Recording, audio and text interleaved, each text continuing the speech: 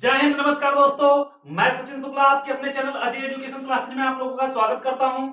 आज हम लोग पढ़ेंगे क्लास 12 के फिजिक्स का, जो कि कल पेपर है। बहुत ही इंपॉर्टेंट क्वेश्चन। अगर आप लोग इसको बिंदास बैठ के आराम से देख लिए, तैयार कर लिए, तो गारंटी है कि पेपर में जाके एकदम मजा करके आओगे। और जब पेपर दे के निकलोगे, हंसते खेलते हुए निकलोगे, हाँ पेपर करके निकल रहे हैं। तो चलो आ जाओ, इसी जोश और होश के साथ आ जाओ, पूरा एकदम सीना ठोक के कि पढ़ने बैठते हैं और हम लोग एक एक इंपॉर्टेंट क्वेश्चन को सोल्व करेंगे। ठीक है। अगर आप लोग इसके पहले वाला पिछला वीडियो आप लोग नहीं देखे हैं तो अभी देख लें, क्योंकि उसमें भी बहुत ज्यादा इंपॉर्टेंट क्वेश्चन को हम सॉल्व किए हैं। तो चलो इसी के साथ आ जाओ, करते हैं बेटा। जितने भी क्वेश्चन अभी कर रहे हैं हम लोग, 1 नंबर और 2 नंबर का इंपॉर्टेंट क्वेश्चन कर चुके हैं, और आज करेंगे 3 नंबर और 5 नंबर वाले इंपॉर्टेंट क्वेश्चन को। तो चलो आओ, क्या है बेटा। एक पतले समतल उत्तल लेंस की फोकस दूरी 20 सेंटीमीटर है। क्वेश्चन दिया है बाबू, क्या दिया है। एक पतले समतल उत्तल एक पतले समतल उत्तल लेंस की फोकस दूरी, उत्तल लेंस की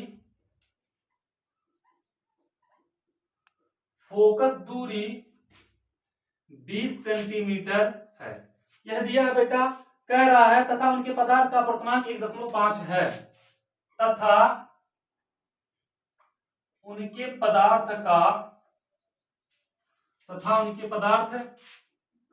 का अपवर्तनांक 1.5 है। ठीक है बेटा, इतना हो जाए, कोई दिक्कत नहीं होगी। इस लेंस से उत्तल पृष्ठ की वक्रता त्रिज्या ज्ञात कीजिए। इस लेंस से बोल रहा है बेटा, इस लेंस से उत्तल पृष्ठ की वक्रता त्रिज्या ज्ञात कीजिए। वक्रता त्रिज्या ज्ञात कीजिए। चलो ठीक है बेटा।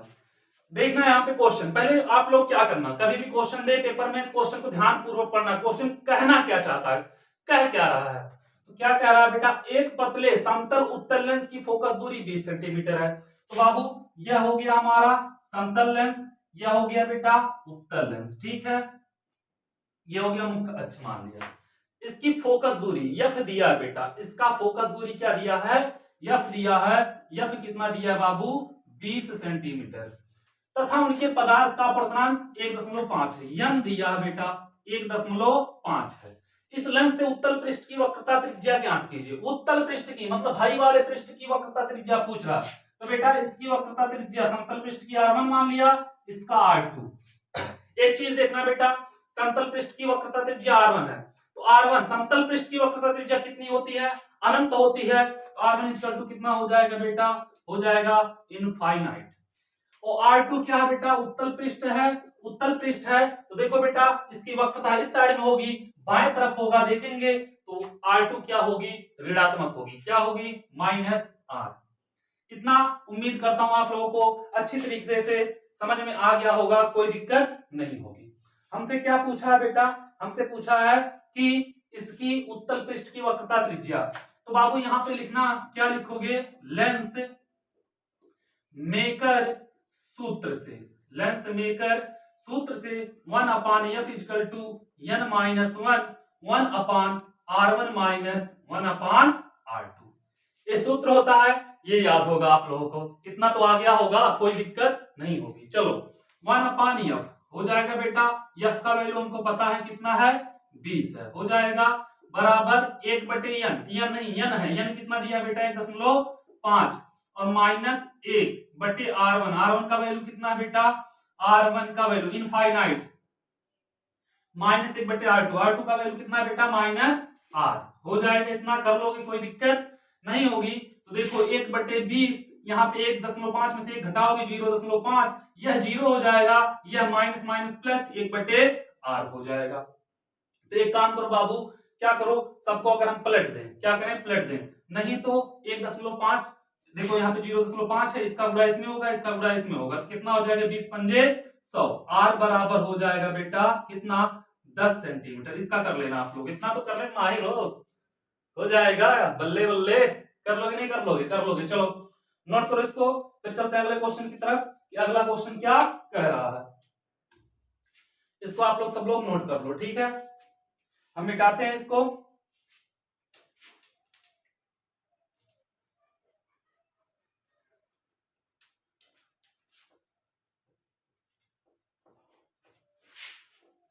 चलो अगला क्वेश्चन कह रहा है बेटा, किसी छोटे दूरबीन में अदृश्य की फोकस दूरी 144 सेंटीमीटर है। किसी छोटे दूरबीन में अदृश्य की फोकस दूरी 144 सेंटीमीटर है। ठीक है बेटा। उसके बाद कह रहा है तथा नेत्रिका की फोकस दूरी 6 सेंटीमीटर है। तथा नेत्रिका की फोकस दूरी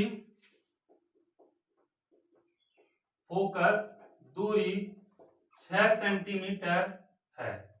ठीक है बेटा। उसके बाद क्या कहा है, दूरबीन की आवर्धन क्षमता कितनी है। दूरबीन की क्या पूछ रहा है बेटा हमसे, आवर्धन क्षमता पूछ रहा है। दूरबीन की आवर्धन क्षमता कितनी है। ठीक है बेटा। उसके बाद कह रहा अदृश्य तथा नेत्रिका के बीच पृथक्करण दूरी क्या है। अदृश्य तथा नेत्रिका के बीच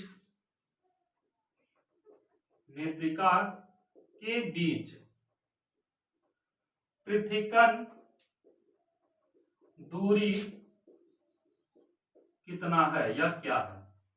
तो बेटा एक छोटे दूरबीन में अदृश्य की फोकस दूरी 144 सेंटीमीटर। तो दूरबीन ऐसे देखा जाता है ना, जैसे कौन सा गाना है, मैं चाहता हूं तुझको दिलो जान की तरह, तू छा गई है मुझ पे आसमान की तरह। तो दूरबीन से क्या देखा जाता है, छोड़ दो मत देखो, गलत बात है।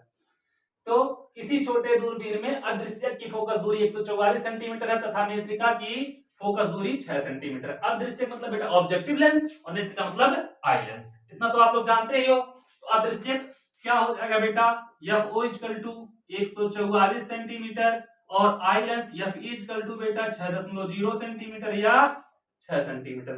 कर लोगे। हमसे क्या पूछा है बाबू, हमसे पूछा आवर्धन क्षमता और पृथक्करण दूरी। तो आवर्धन क्षमता क्या होगा बेटा, आवर्धन क्षमता पूछा बेटा minus F O upon F E. करोगे तो कितना हो जाएगा बेटा, यहाँ पे माइनस 144 बटे 6.0 मतलब 6। कर लोगे, कोई दिक्कत नहीं होगी, काट देना यहाँ पे। 6 दूनी 12, 2 बचा 6 चौक 24, माइनस 24 आएगा इसका आंसर।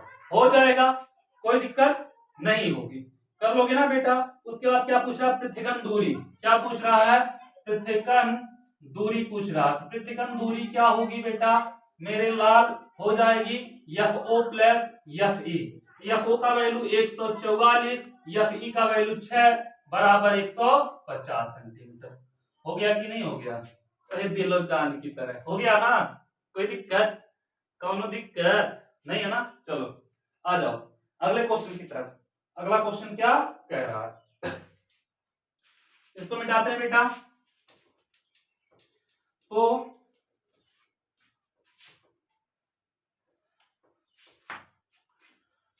अगला क्या कह रहा है बेटा, कह रहा है एलईडी क्या है, परिपथ बनाकर इसे के बी आई अभिलक्षण को प्रदर्शित कीजिए। एलईडी क्या है, परिपथ बनाकर इसके वी आई अभिलक्षण को क्या करिए, प्रदर्शित कीजिए। यही बोला ना बेटा, इसके वी आई अभिलक्षण को प्रदर्शित कीजिए। चलो आ जाओ मेरे शेरो। एलईडी क्या होती है बेटा, एलईडी जो पूछ रहा है हमसे, पूछ रहा है एलईडी। एलईडी क्या होता है, एलईडी होता क्या है बेटा। चल एलईडी का फुल फॉर्म पूछ ले बेटा, लाइट इमिटिंग डायोड। क्या हो जाएगा, लाइट इमिटिंग डायोड। कर लोगे आप लोग, कोई दिक्कत नहीं होगा।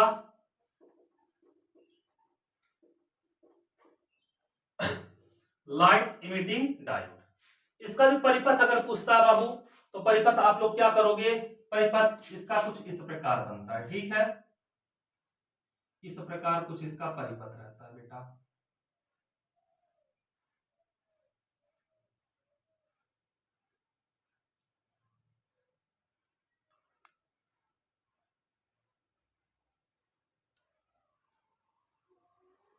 ये क्या हो जाएगा, इसका परिपथ हो जाता है बेटा मेरे लाल। ये हो जाएगा, इतना करने में कोई दिक्कत नहीं होगी। इससे बेटा किरणें, ये हो जाएगा एलईडी का परिपथ हो जाएगा इस प्रकार बेटा। ये प्रतिरोध आर है। इसका प्रतीक पूछता है बेटा, तो प्रतीक सिर्फ बनाना तुम लोग, अगर प्रतीक पूछेगा तो प्रतीक क्या होगा एलईडी का, कुछ इस प्रकार रहेगा, ठीक है।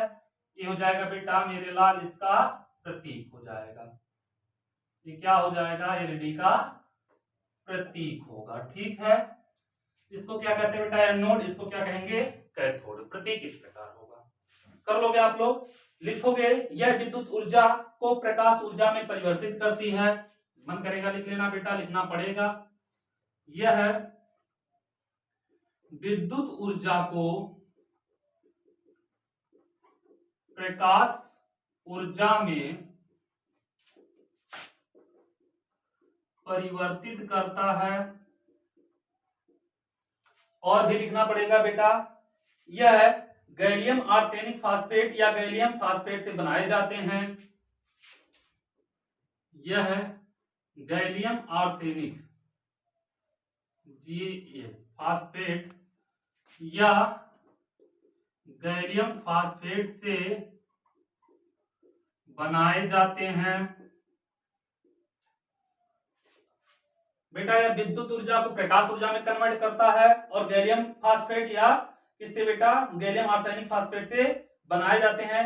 जब इन्हें अग्र अभिनत में जोड़ा जाता है, तब चालन बैंड के इलेक्ट्रॉन संयोजी बैंड के कोटर से पुनर्संयोजित होकर क्या करते हैं बेटा, ऊर्जा मुक्त करते हैं, ठीक है। तो ये भी लिख लेना, जब इन्हें अग्र अभिनत में जोड़ा जाता है, जब इन्हें अग्र अभिनत में जोड़ा जाता है, तब चालन बैंड के इलेक्ट्रॉन, चालन बैंड के इलेक्ट्रॉन संयोजी, चालन बैंड के इलेक्ट्रॉन संयोजी बैंड के कोटर से, संयोजी बैंड के कोटर से पुनर्संयोजित होकर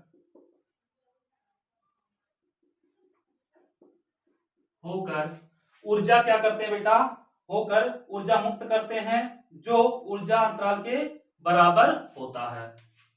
संयोजित होकर ऊर्जा मुक्त करते हैं, जो संयोजी इलेक्ट्रॉन के बराबर होता है, ठीक है बेटा। इतना आप लोग लिख दोगे, कोई दिक्कत नहीं होगी। जो संयोजी इलेक्ट्रॉन के बराबर होते हैं, या बेटा ये लिख देना ऊर्जा अंतराल के बराबर होते हैं, करते हैं जो ऊर्जा अंतराल के, जो ऊर्जा अंतराल के बराबर होते हैं, ये लिख देना बेटा, सही रहेगा।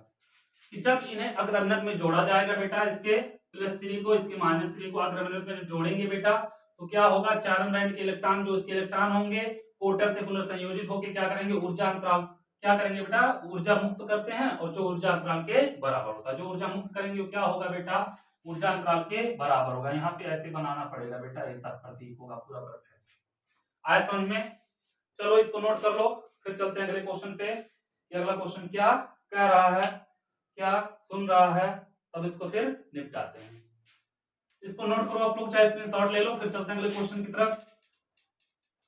उम्मीद करता हूं आप लोगों को बहुत अच्छा लग रहा होगा, बहुत अच्छे तरीके से समझ में आ रहा होगा।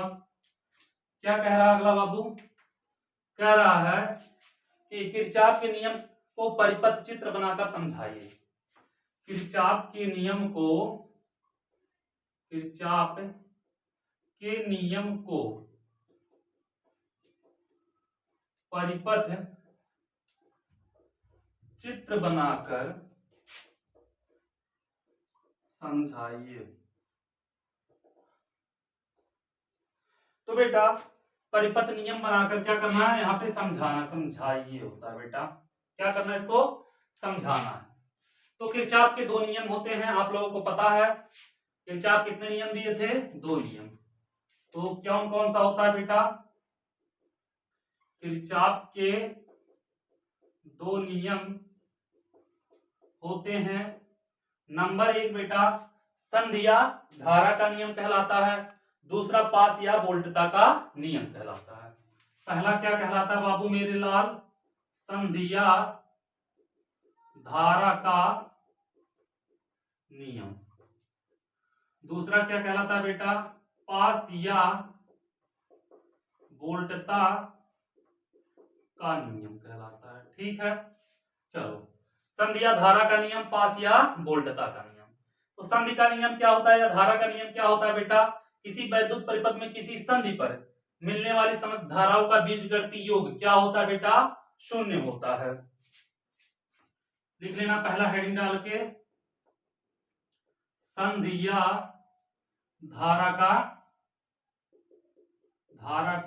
नियम क्या होता है बेटा, किसी संधि पर मिलने वाली समस्त धाराओं का बीजगणितीय योग 0 होता है। जैसे बेटा यहाँ पे क्या है, कोई संधि, यहाँ पे धारा आ रही है I1, यहाँ पे धारा आ रही है I2, यहाँ पे धारा आ रही है I3, यहाँ से धारा जा रही है बेटा कौन सा I4, यहाँ से धारा जा रही है I5। ठीक है, ए बाबू धारा, यहाँ पे संधि आ रही है और जा रही है, तो समस्त धाराओं का बीजगणितीय योग जो होगा क्या होगा, सिग्मा I, मतलब योग क्या होगा, 0 होगा। ठीक है, यही इसका नियम होता है, जिसे हम आवेश संरक्षण का नियम भी कहते हैं। कि किरचॉफ के प्रथम नियम को ही आवेश संरक्षण का नियम पर आधारित है। ठीक है, तो लिखोगे, क्या लिखोगे बेटा, कि किसी संधि पर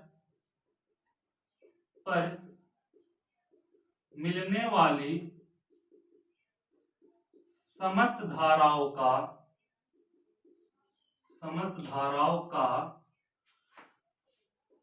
बीजगणितीय योग 0 होता है। ये पहला हो जाएगा बेटा, कोई दिक्कत नहीं है, किसी संधि पर मिलने वाली समस्त धाराओं का बीजगणितीय योग 0 होता है। अब बाबू यहाँ पे क्या होगा, सिग्मा I इक्वल टू 0।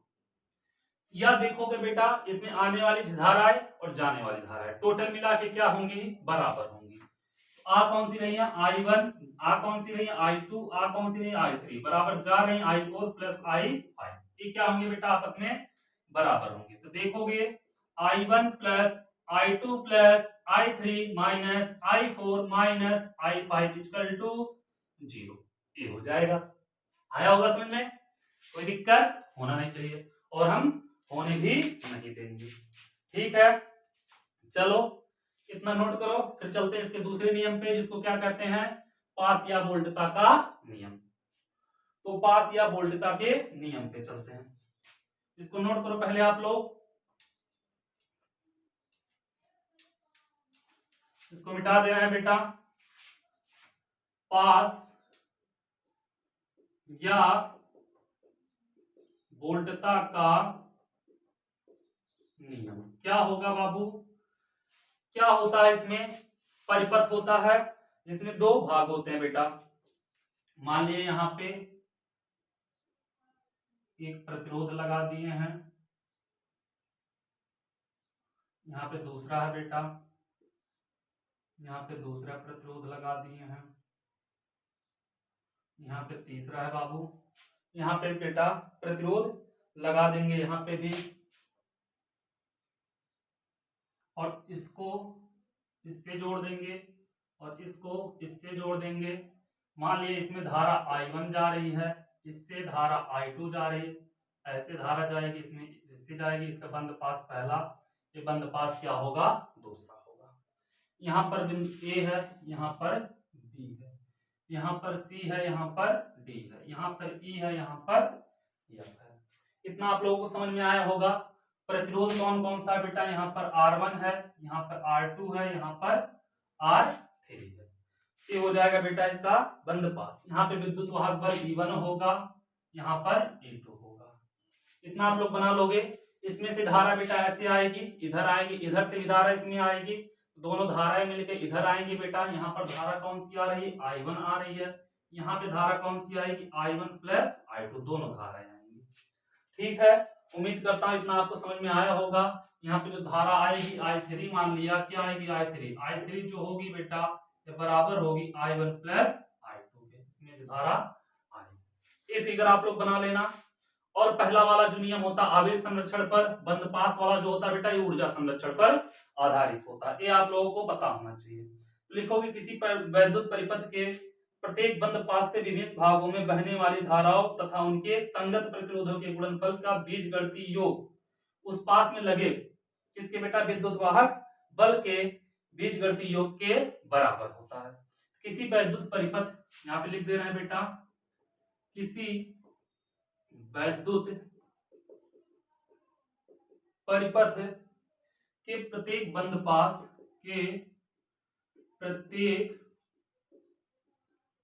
बंद पास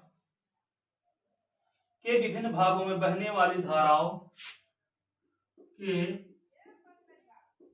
विभिन्न भागों में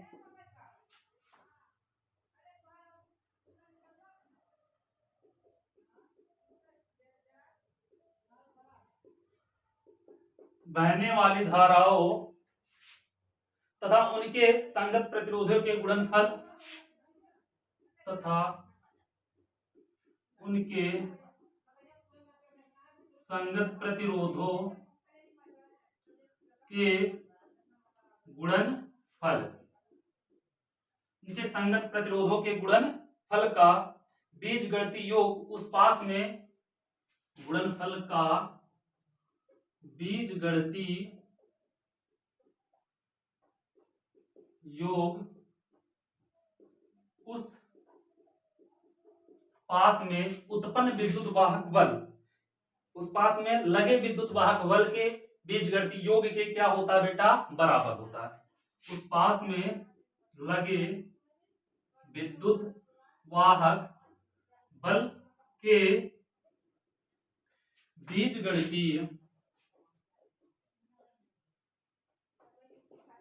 योग के बराबर होता है। इतना हो जाएगा बेटा, इतना आप लोग कर लोगे तो मतलब क्या होगा, इसमें I into R sigma E हो जाएगा। क्या कह रहा है बेटा कि किसी वैद्युत परिपथ के प्रत्येक बंद पास, ये देखो बेटा एक बंद पास पहला है, इसमें कौन सा है, दूसरा है, कि प्रत्येक बंद पास के विभिन्न भागों में बहने वाली धारा है। जैसे बेटा यहाँ पे I1 बह रही है, यहाँ पे I2 बह रहा है, तथा उनके संगत प्रतिरोध। अब बेटा इसमें कौन सा प्रतिरोध, R1 है, इसमें R2 है, इसमें R3 है। संगत प्रतिरोधों के गुणनफल का, देखो I और R के गुणनफल का बीजगणितीय योग तथा उसमें लगे विद्युत वाहक बल E1 और U2 के बीजगणितीय योग के क्या होता है बेटा, बराबर होता है। ये हो जाएगा बाबू किरचॉफ का दूसरा नियम। किसी वैद्युत परिपथ के प्रत्येक बंद पास में बहने वाली धाराएं तथा धाराएं का योग, और बेटा क्या होता है, उसमें लगे प्रतिरोधों के गुणनफल का योग या प्रतिरोधों के योग का गुणनफल जो होता है बेटा I इंटू आर बराबर उसमें लगे विद्युत वाहक बल के योग के बराबर होता है। ये हो जाएगा किरचॉफ का दूसरा नियम। कोई दिक्कत नहीं होगी, यहां से आप लोग कर लोगे, यहाँ पे करने में आप लोगों के लिए कोई दिक्कत होगा भी नहीं, यहां तक आप लोग आराम से कर लोगे। जैसे बाबू बंद पास एक के लिए देखेंगे, बंद पास एक के लिए पहला बंद पास है बाबू, इसमें धाराएं कौन सी आएगी, I1 आएगी, और बेटा उसमें प्रतिरोध कौन सा है, R1 है, तो I1 इंटू R1। अब बाबू प्रतिरोध R1 धारा I1, अब यहां से ये आएगी, तो इसमें आएगी बेटा, इधर से धारा जा रही है, यहाँ पे माइनस हो जाएगा I2, minus I2 into R2 बराबर किसके होगा बेटा, इसमें विद्युत वाहक बल देखो इधर से जा रहा है, इधर से आ रहा है, तो क्या हो जाएगा E1 माइनस E2। ए हो जाएगा बेटा E1 माइनस E2। ये बंद पास 1 के लिए होगा। कर लोगे आप लोग, कोई दिक्कत नहीं होगा।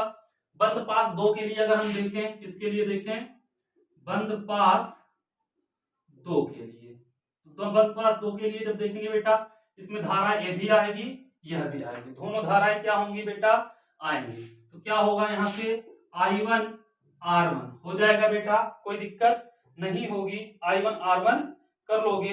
नहीं तो यहां से आ रही है ना बेटा, I2 आएगी, कौन सी आएगी, I2 R2 प्लस यहां से जो आएगी बेटा, कौन सी आएगी, I1 plus I2 into R3 बराबर समस्त विद्युत वाहक बल यहाँ पे कौन सा है, E2 के, इसके बराबर होगा बेटा। ये हो जाएगा बंद पास 2 के लिए। उम्मीद करता हूं इतना आप लोगों को समझ में आया होगा। और यह जो नियम होता है दूसरा किरचॉफ का, यह ऊर्जा संरक्षण पर आधारित होता है, ऊर्जा संरक्षण पर। और पहला वाला जो होता है बेटा, वह होता है, पहला वाला जो नियम होता है कौन सा, संधि वाला नियम। यह कौन सा, किस पे आधारित होता है, यह आवेश संरक्षण पर। किस पे होता है बेटा, आवेश संरक्षण पर।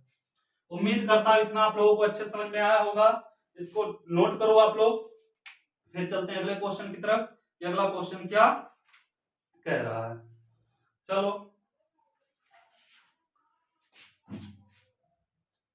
मिटाएं इसको बेटा।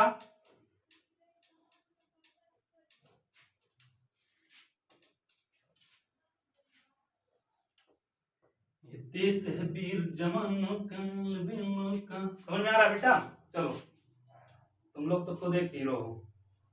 कह रहा अगला क्वेश्चन, एक समतल विद्युत चुंबकीय तरंग में दोलित चुंबकीय क्षेत्र, एक समतल विद्युत तरंग में दोलित चुंबकीय क्षेत्र, क्या दिया है बेटा, दोलित चुंबकीय क्षेत्र दिया है। मेरे लाल, मेरे शेर, मेरे हीरो, यह दिया है। कितना दिया देखो, दिया बेटा 8 गुणे 10 पर माइनस 6। और क्या दिया है, साइन ब्रैकेट में 2 इंटू 10 की पावर 11t प्लस क्या दिया है बेटा 300 पाई यक्स, क्या दिया है 300 पाई यक्स टेस्ला, यह दिया है बेटा मेरे लाल। और क्या पूछ रहा है इसमें, देखो पूछ रहा है पहला, विद्युत चुंबकीय तरंग की तरंगदैर्घ्य ज्ञात कीजिए। क्या बोला है, विद्युत चुंबकीय तरंग की तरंगदैर्घ्य पूछ रहा है, ठीक है। दूसरा क्या पूछ रहा है हमसे, दूसरा पूछ रहा है बेटा दोलित विद्युत क्षेत्र का व्यंजक। क्या पूछ लिया बेटा, दोलित विद्युत क्षेत्र का व्यंजक पूछ लिया। दो चीज हमको बताना है, दो चीज हमसे पूछ रहा है। तो हम जानते हैं बाबू B not sine omega T plus K X, we know that B not sine omega T plus K X, ये जानते हैं। इससे अगर हम इसको कंपेयर कर दें, उठा के क्या करें, इसका तुलना कर दें, तुलना जब करोगे बेटा तो बी नॉट इक्वल टू कितना आएगा बाबू 8 into 10 to the power minus 6, यही तो आएगा। और साइन ओमेगा, ओमेगा का वैल्यू कितना आ जाएगा बाबू 2 इंटू 10 टू द पावर 11। और यहां से के का वैल्यू कितना आएगा बाबू, आ जाएगा कितना 300 पाई। इतना आप लोग कर लोगे, करने में कोई दिक्कत नहीं होगी। तो क्या पूछा है बेटा, हमसे पूछा है पहला विद्युत चुंबकीय तरंग की तरंगदैर्घ्य। हम जानते हैं k equal to 2 pi by lambda, पहला हो जाएगा बेटा तरंगदैर्घ्य पूछा k equal to 2 pi by lambda. तो लैम्डा हमको निकालना है, तो लैम्डा हमको निकालना, तो क्या करेंगे बेटा, यहां से k का वैल्यू हमको पता है तो रख दो उठा के, k का वैल्यू 300 पाई, 300 पाई बराबर 2 पाई बाई लैम्डा हो जाएगा। देखो पाई से पाई कैंसिल, और इसको इधर लेके आओगे तो लैम्डा इक्वल टू 2 बाई 300 कर लोगे, कोई दिक्कत नहीं होगी। इतना जब कर लोगे बाबू, इसको जब सॉल्व करोगे आप लोग, इसका आंसर आएगा लगभग, गुणा भाग तो करने में तुम लोग माहिर हो क्योंकि तुम लोग क्या हो, हमारे शेर हो, 6.7 into 10 to the power minus 3 metre. ए हो जाएगा बाबू। दूसरा क्या पूछा मेरे लाल, दूसरा पूछा दोलित विद्युत क्षेत्र का व्यंजक। तो दोलित विद्युत क्षेत्र का व्यंजक बताना है बाबू, तो क्या होगा, हम जानते हैं E not, E not upon B not equal to C, यह जानते हैं, इसमें कोई दिक्कत नहीं होगा। तो E not equal to B not into C, और ई इक्वल टू निकालना व्यंजक, ई इक्वल टू क्या होगा बेटा, E not sine omega T plus K X, यही होगा बाबू, प्लस के एक्स।